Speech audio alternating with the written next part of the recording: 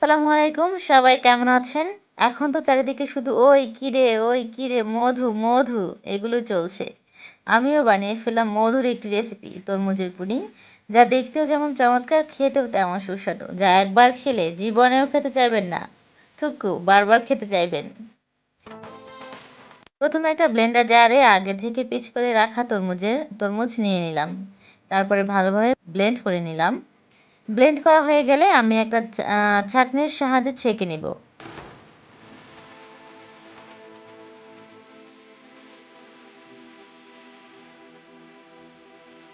এরপরে চুলাতে একটা প্যানে ছেঁকে রাখা তরমুজের জুসটা দিয়ে দিব। সামান্য পরিমাণে আগার আগার পাউডার অ্যাড করব যাতে ভালোভাবে জমে।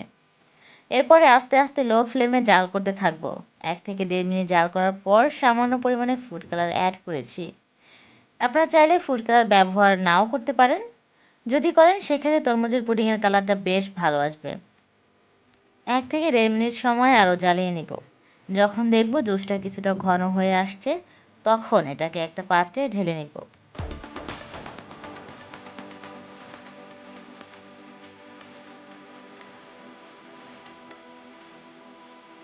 20 মিনিট পরে দেখুন কত সুন্দর সেট হয়ে গিয়েছে। এখন এগুলোকে ছোট ছোট স্লাইস করে নিব। এখন আমরা দুধটাকে রেডি করে নিব। এখন এখানে কিন্তু দুধটা ঠান্ডা অবস্থাতেই আমি আগার আগার পাউডারটা ব্যবহার করেছি। দেখতে পাচ্ছেন আমি কিন্তু চুলা জ্বালাইনি, ঠান্ডা অবস্থাতেই আগার আগার পাউডারটা মিশিয়ে নিচ্ছি।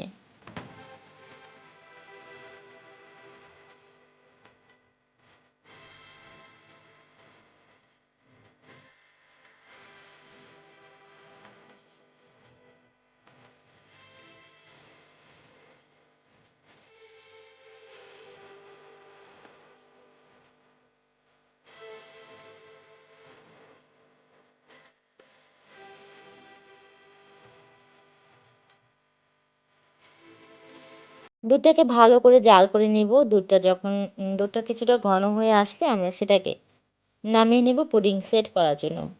এখানে আমরা পাত্র হিসেবে কেকের মোল্ড ব্যবহার করেছি, আপনারা চাইলে যে কোনো পাত্রে সেট করতে পারেন। এখানে আমরা প্রথমে অর্ধেক পরিমাণে দুধ ঢেলে দিব। তারপরে আগে থেকে স্লাইস করে রাখা তরমুজের জেলিগুলো দিয়ে দিব। এরপরে বাকি দুধটা দিয়ে দিব। এভাবে আমরা 2 ঘন্টা রেস্টে রেখে দিব। 2 ঘন্টা পরে দেখুন কত সুন্দর হয়েছে আমাদের পুডিংটা, একদম জমে গিয়েছে। এবার আমরা এটাকে কেটে দেখাবো। দেখুন দেখতে কত লোভনীয় হয়েছে, চাইলে আপনারাও বানিয়ে নিতে পারেন খুব সহজে। আপনাদের বানানো পুডিং কেমন হয়েছে কমেন্টে অবশ্যই জানাবেন।